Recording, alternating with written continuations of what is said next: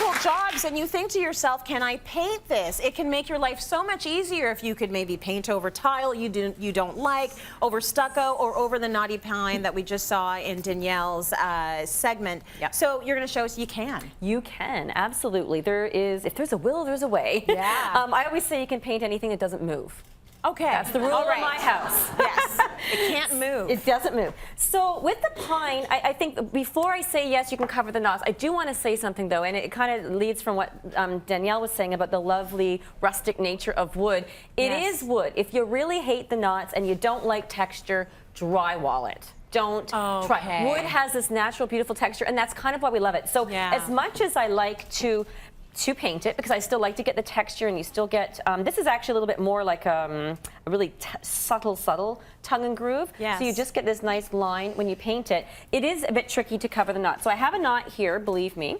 But so what I did, that's actually a knot there. That's a knot there. You can't so it was see just anything. like this. You can't see it. So, but you can feel it. But the important part is you have to use a really strong, heavy-duty primer. So it's not just a regular primer. I use Benjamin Moore's Prime Lock, and it's an alkyd. It's more of a stinky primer, but it will cover the knots. It'll stop any, because a lot of wood just naturally tends to bleed through over time. So you put a coat of that on first, and then I just used Aura Matte, so just a nice matte finish, so it's subtle, and you still feel the texture.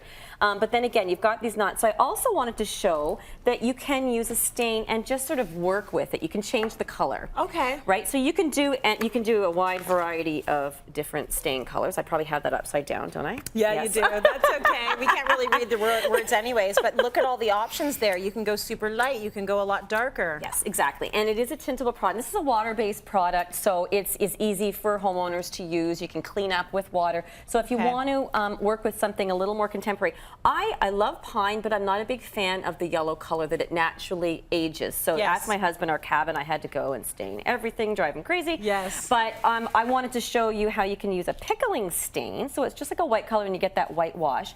And then it tones down the yellow, and you know what? You just fall in love with the knots. You know, let them be your friend. They're okay.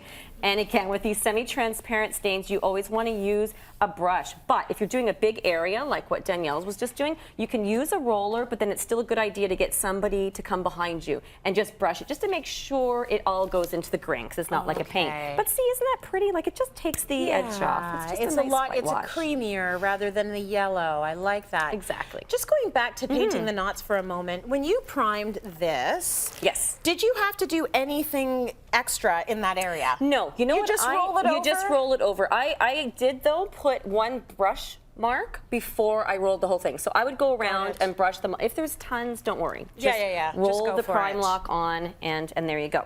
So stucco, textured ceilings. This is something that a lot of people just assume they're stuck with. Yes. They have to keep it white. And the reason we think that is, first of all, we used to make ceiling paint called ceiling white. Yes. So everyone assumed they had to keep their ceilings white. But also, if you go over, if stucco is just put on or it's never been painted, when you start to paint with a water-based paint, it snows.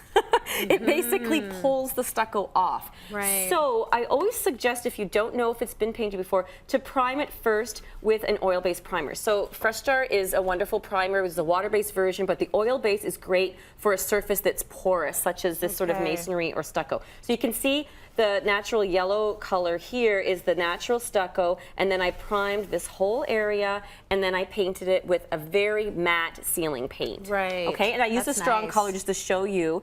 This is a Truscan, so it's a nice finish. So again, you can paint it. What you need to do is get in there with a big, thick, fluffy roller. So it's got to be big, thick, and fluffy, so you're getting into all those little grooves. Exactly. So that works really well.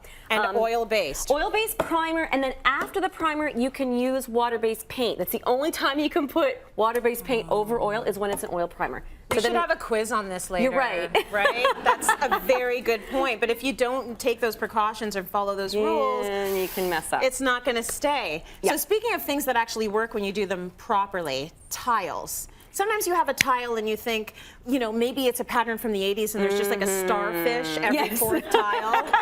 I do think, how do I get rid of this? So your It was a good sister idea was at in the this time. situation, and we showed this bathroom before. Take a look at it. So there's nothing wrong with the bathroom. It's just the color is a little bit off.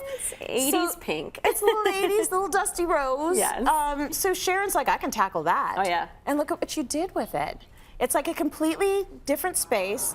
Calm down, not a full reno. Yes. But this is something that she still has now. She still has now, and So that's it's the working. reason why I wanted to show it. You remembered it from 5 years ago, remember right? it. And it's still stuck. So for me, that's a really good test. Now, I said to her at the time, 5 years, you're probably going to get the bathroom right. Yes. Well, of course, that's not happening. No. So it's a good thing it worked. Yeah. So even if it's a really super shiny tile like this one, I sanded it lightly just because I'm a little paranoid. So I gave it a light sanding, but then the Benjamin Moore Sticks primer, honestly, it sticks to everything. That does stick to things that move, by the way, because I've tried it. So it sticks to absolutely everything. So it's a really super adherent primer. Prime over it. Make sure you've cleaned the surface so that you get rid of any grease and you know, soap, that sort of thing. Yes. And then 2 coats of Benjamin Moore's Advance. I like the high gloss because I thought it really gave it a nice modern finish, and it's a lot easier to clean. So the only place you wouldn't do that, Tracy, is right in the shower install where you're going to be getting water sitting on it or on it regularly, but the rest of the washroom. So we hid, in my sister's, we hid the old ugly tile behind a nice shower curtain. Okay, so you can't do anything with these stuff Not in with shower. this paint. Got you know, it. I wouldn't recommend it. So. Okay. The other thing I wanted to ask quickly is, do you ever paint out the grout? What would you do? Is that way too picky? Way too much work. So just leave pick it. a color, and you know what? A lot of times, right now in design, we are doing a different color for grout. It's sort of on trend right now, but just pretend it's not, and just paint the whole thing because you'll drive yourself crazy. That's true. That would be really, really hard.